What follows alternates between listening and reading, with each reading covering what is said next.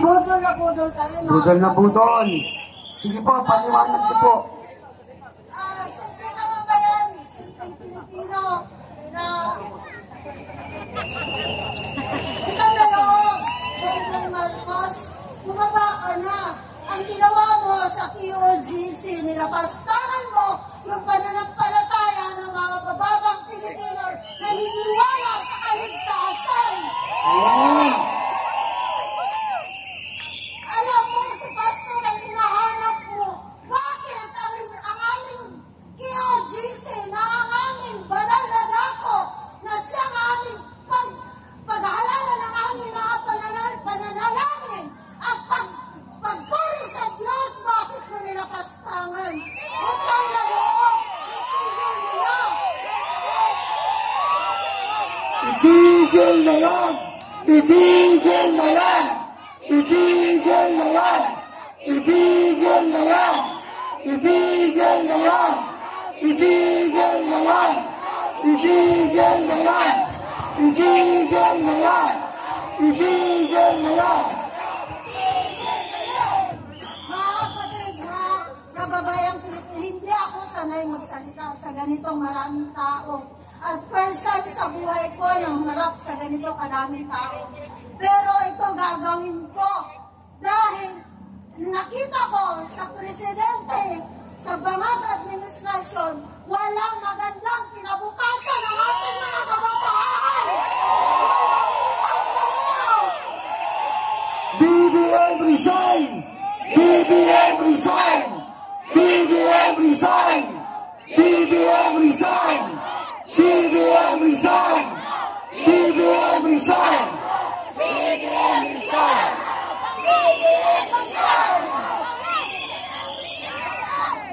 Kung may natitira ka pang kahihiyan, BBM at Lisa Tanas Marcos, inyong ipasundayag sa tibok kalibutan, pinalanghiyan ninyo ang bansang Pilipinas.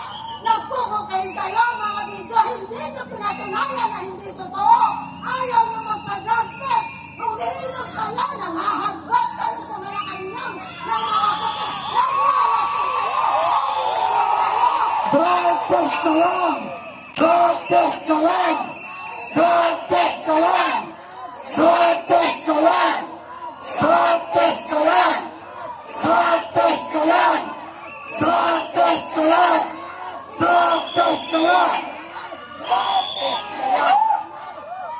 Unsay maayong kinabukasan sa mga batang Pilipino na kita ng usa ka presidente na gipabudol ang pinakamilyon na nagto na siyang maayong pamatasan, maayong pangkabubutan, pero wala iyang ipasundayan sa tibok Pilipinas ang pagkabakakon na presidente. Justisya! Justisya! Justisya!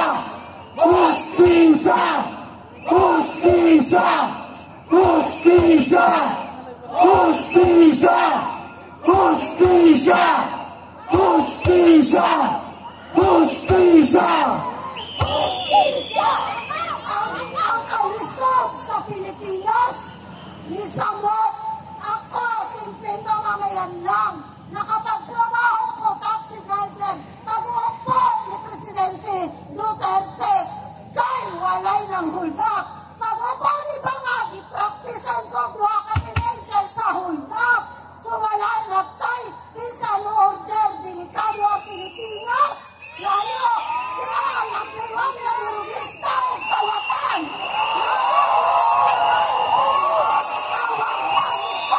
Kawatan! Kawatan! Kawatan! Kawatan! Kawatan! Kawatan! Kawatan! Kawatan! Kawatan!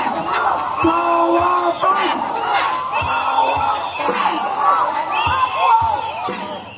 Kay Sara, inyong gipalita, kalingon mo 11 days, diba?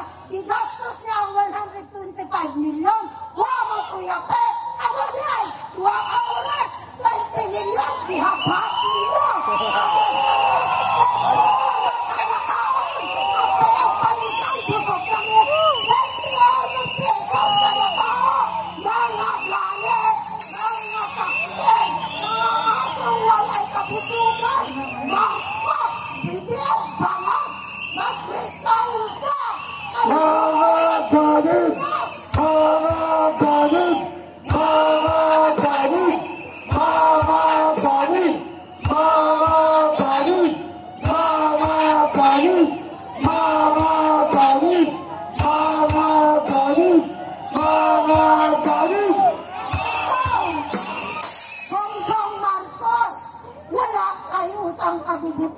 sa imong higala, kay Inday Sara, nagluhod-luhod mo, kamo ni Amy Marcos, ni doon kay Inday Sara sa pagkabutan sa among vice-presidente, naunta siya mudangan sa pagka-presidente, ihatag sa imuha.